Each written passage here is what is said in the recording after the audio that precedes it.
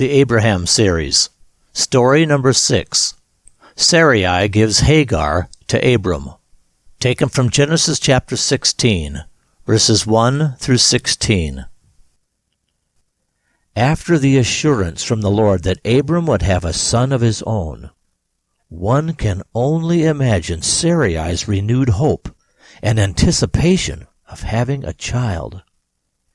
But as the months and years went by with no pregnancy, Sarai was faced with some very hard choices. Perhaps there was another way. In the culture of that time, Sarai's offer to provide Abram an heir through a surrogate would not only be understood, but perhaps even seen as an obligation. The child would be viewed as Sarai and Abram's. It is interesting to note that Sarai's handmaid was Egyptian. Perhaps Hagar was given to Sarai when she entered the household of the Pharaoh. We are not told.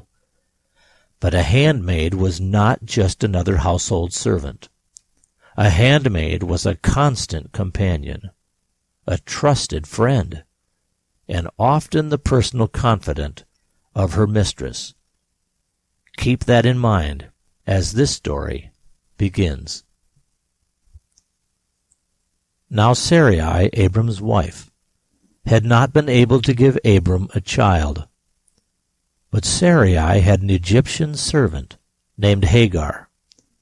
So Sarai said to Abram, "Listen, the Lord has stopped me from having children. Why don't you have relations with my servant? Perhaps I can have a family through her." And Abram listened to Sarai's request.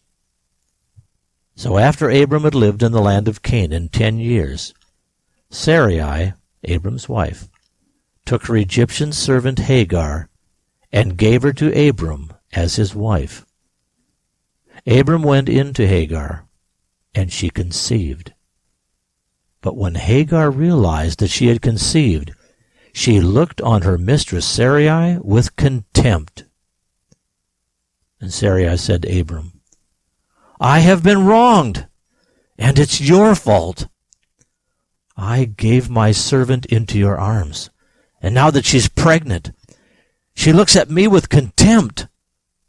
The Lord will judge between you and me."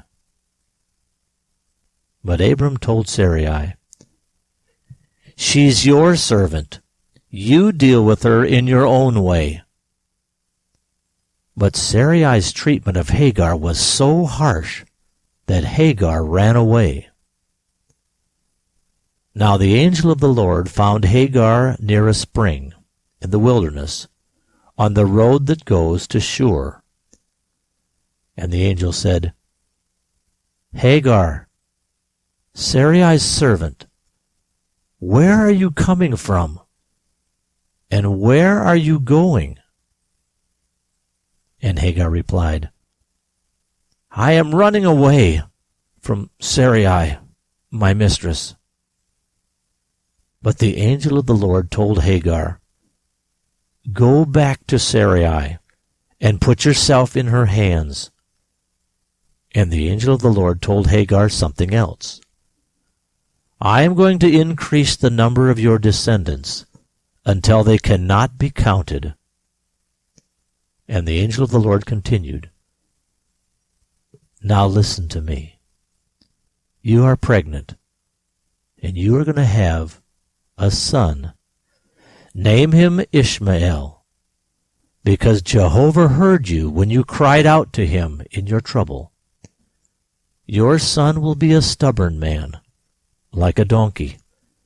His hand will be against everyone, and everyone's hand will be against him, and he will live in conflict with the rest of his family."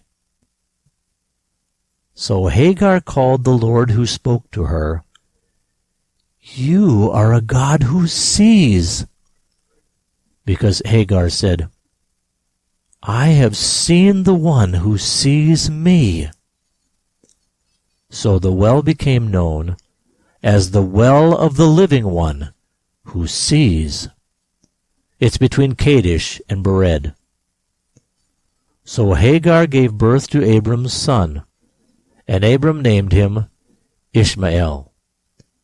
Abram was 86 years old when Hagar gave birth to Abram's son, Ishmael. The Abraham Series. Story number 6.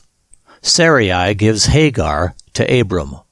Taken from Genesis chapter 16, verses 1 through 16.